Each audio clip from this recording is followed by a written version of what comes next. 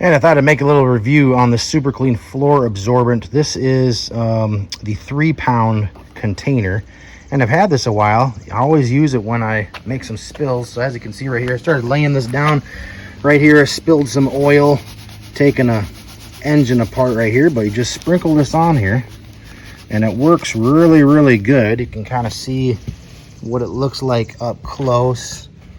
Whatever type of stuff it has in it, but multi-purpose.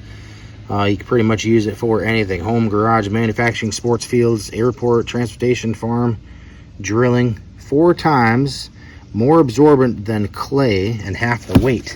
So yeah, it's not like kitty litter. It's not going to be heavy. It's almost like I'm not even sure what's in here. Absorbs oil, coolant, and other liquids, but it's almost like a sawdust mixed with some other stuff inside of it. But anyway, it works really, really good, and I've had it for a while, and I use it whenever I make oil spills, and it pretty much takes out everything and looks like the regular floor again. So highly recommend, definitely pick up one of these.